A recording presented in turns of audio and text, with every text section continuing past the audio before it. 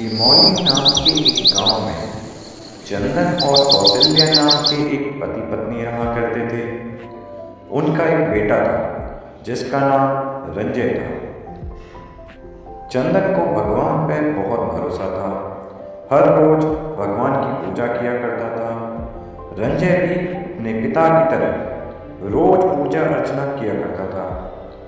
एक दिन रंजय ने पूछा, पिताजी, हम रोज भगवान की पूजा अर्चना क्यों किया करते हैं? उससे हमें क्या फल मिलेगा? बताइए पिताजी, बताइए। तब चंदन ने कहा, रोज भगवान को पूजने से, उनकी पूजा करने से हमारी जिंदगी वो संवारेंगे, हमें हर विपदा से बचाएंगे, वो हमारी रक्षा करेंगे। इसलिए हर एक को हर रोज भगवान को स्मरण करना चाहिए, उनकी पूजा करनी चाहिए, उनकी अर्चना करनी चाहिए। पिताजी की इन बातों को रंजय ने गांठ बांध लिया। उस दिन से वो हर काम को भगवान भरोसे से ही करता था। एक दिन रंजय ने किताब निकाली और पढ़ने के लिए बैठा, पर पढ़ते पढ़ते उसे नींद आने लगी। तभी वह भगवान की तरफ देख के बोला, हे भगवान, मैं कितना भी पढ़ लूं, मुझे समझ में नहीं आता।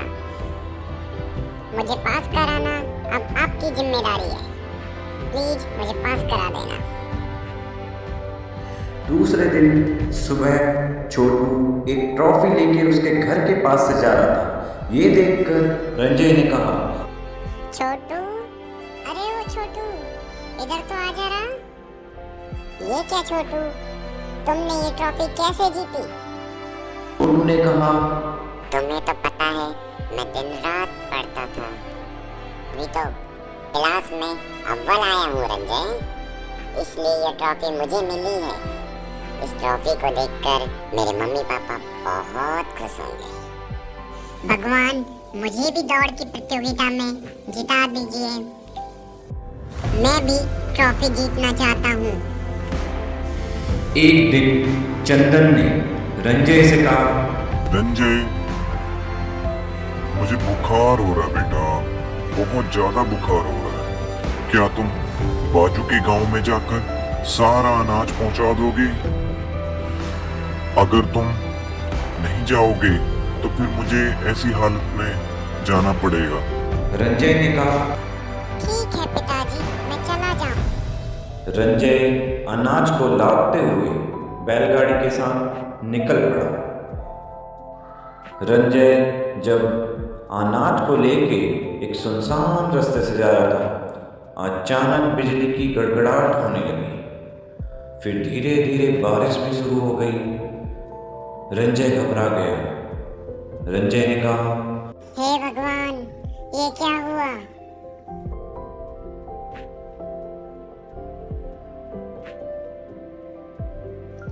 आपने ये क्या किया भगवान? इस बारिश में अब मैं घर कैसे जाऊंगा? इतनी देर में। इतनी ही देर में गाड़ी का एक चक्का भी कीचड़ में जाके फंस गया। ये देखकर रंजय और ज्यादा घबरा गया। अरे बाप रे, अब मैं क्या करूं? कहाँ जाऊं? किससे मदद मांगूं? कैसे घर जाऊं? हे भगवान, ये क्या किया तूने? क्या किया? भगवान, अब मैं क्या करूं? कहाँ जाऊं? अंधेरा होने को है, सुनसान जगह है, अकेला रहूंगा तो कोई जानवर मुझे खा जाएगा। भगवान, मेरी रक्षा कीजिए। भगवान, प्लीज मेरी रक्षा कीजिए। हे भगवान, प्लीज। इतने में वहां से एक स्वामी जी गुजर रहे थे। उन्होंने रंजय को रोता हुआ देखकर उससे पूछा, बताओ बालक, मुझे बताओ, शायद मैं तुम्हारी समस्या को सुलझा सकूं। रंजय ने कहा, मेरी गाड़ी का चक्का फंस गया है स्वामी जी, अब मैं घर कैसे जाऊंगा? इसलिए मैं रो रहा हूँ और भगवान से प्रार्थना कर रहा हूँ। शायद भगवान आकर मेरी मदद करेंगे। यह सुनकर स्वामी जी मुस्कुराए और कहा, बालक, तुम एक बार खुद प्रयत्न करके क्यों नहीं देखते? बालक, जब तक हम खुद अपनी मदद नहीं करते तब तक भगवान भी हमारी मदद के लिए आगे नहीं आते। इसलिए तुम्हें एक बार अपनी खुद की भी मदद करके देखना चाहिए। गाड़ी को थोड़ा सा धक्का लगा के देखना चाहिए। शायद भगवान तुम्हारे ही रूप में तुम्हारी मदद करना चाहते हो। और सुनते ही रंजय ने खुद एक बार कोशिश करने की ठानी और उसने गाड़ी को जोर से धक्का लगाया और इतने में गाड़ी गड्ढे से बाहर निकल आई। यह देख के रंजय बहुत खुश हुआ। उसने स्वामी जी का खूब धन्यवाद किया। कहने लगा, स्वामी जी, मैं आपका दिल से आभारी हूँ। आपकी वजह से आज मैं इस समस्या से निकल पाया।